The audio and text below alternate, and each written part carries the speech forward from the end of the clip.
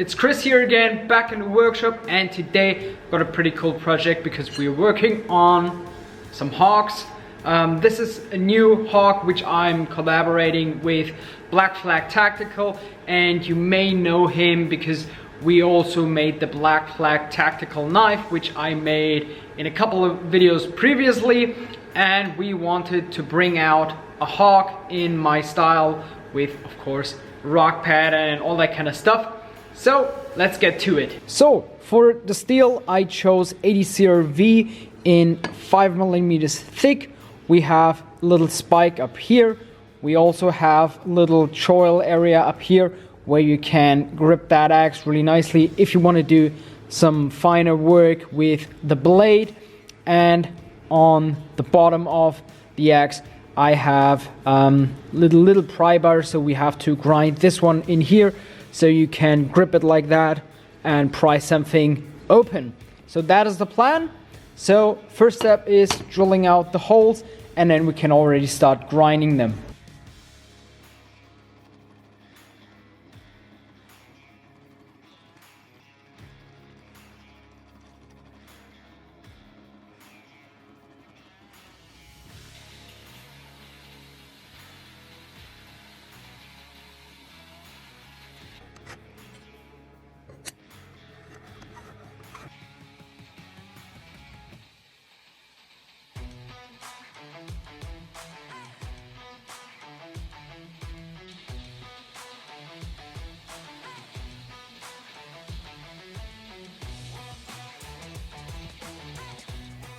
Alright, so the axes are now ready to be ground, the center lines are drawn in, and I'm going to grind them on the work rest because it's much easier, especially with, they have a lot of leverage because the handle is quite long, and also from the axe head to the spike there's a lot of movement that can happen which can mess up your grind lines, so therefore I'm going to use the work rest.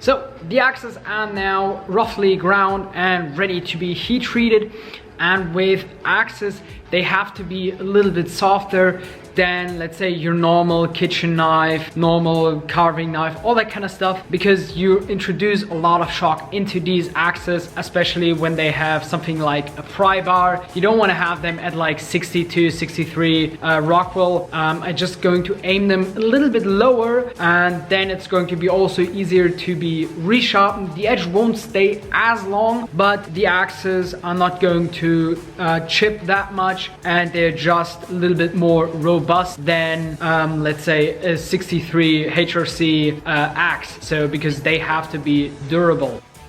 Alright, so the axes are hardened and tempered, so now we can finalize the grind on my belt grinder. We have to be careful so we don't overheat that edge after the heat treatment, so I am always using fresh belts, so let's get to that.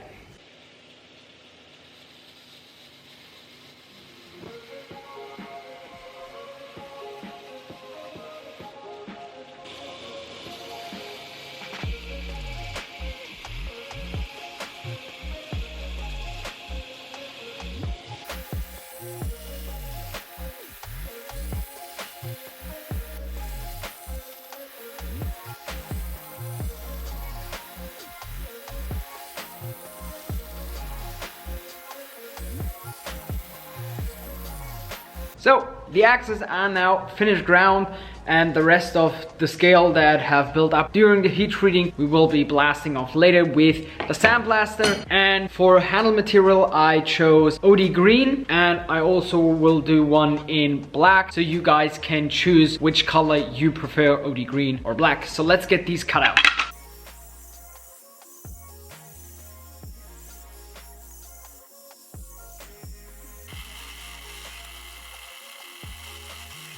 now that the handles are fitted up with the screws and everything, I can start roughly profile them on my vertical belt grinder. This belt grinder removes the bulk of the material, and after that I can go to my horizontal grinder to refine everything and add the rock pattern to it.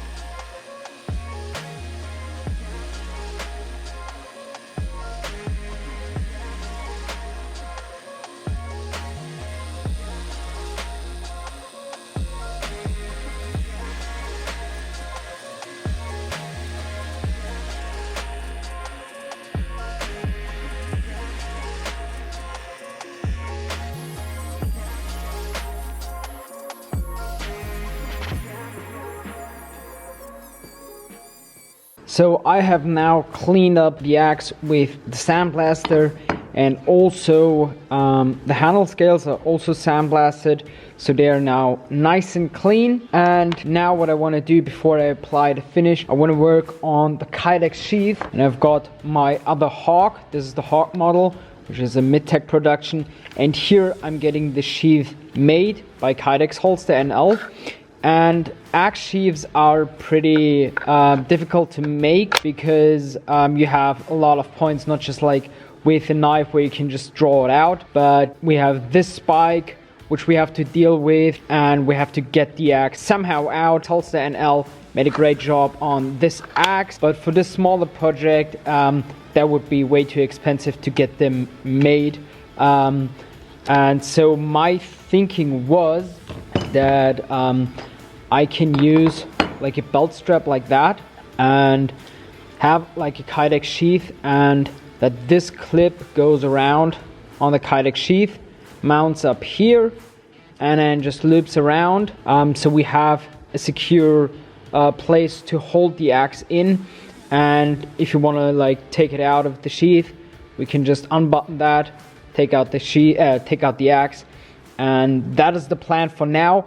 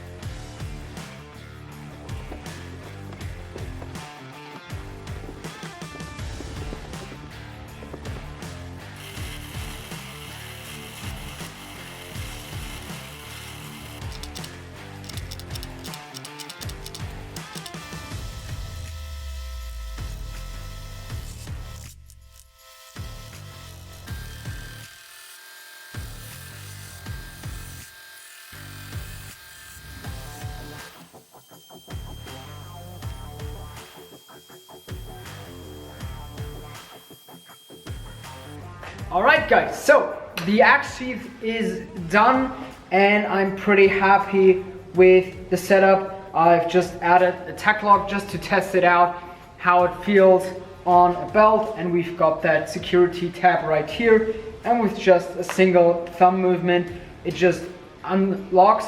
But the cool thing about these tabs is that you cannot just remove them by like force like that. So you have to go with your thumb from the top, and then it just opens. But it's not just like a normal button, it is like a security button. So if you're walking around and like a brush or something hooks underneath here, it just doesn't pull the safety tab just right away off. So that is really neat.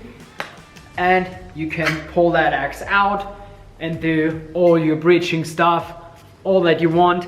And this axe now is nearly done, but I have to send it off to get lasered because it will get the new logo of Blackflag Tactical, and I'm not able to etch that logo in because it's too detailed. So I will have to send off these axes and probably get them in like 2 weeks back, I hope, and then I can finally have them done. So the axes are now back from the lasering, and now the only steps I have to do is apply the acid stonewash finish and sharpen those bad boys up.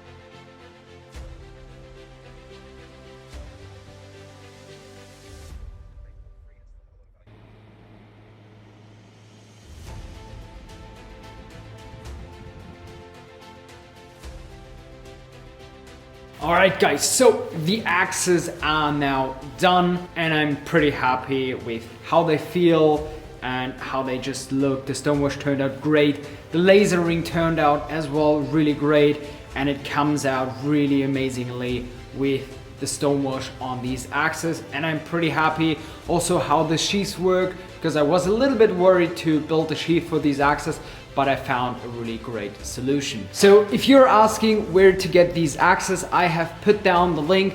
I will open a pre-order on these axes, so you can pre-order one with OD green and one with black. They will be available on pre-order, and you will have to wait a couple of weeks because I have to make them.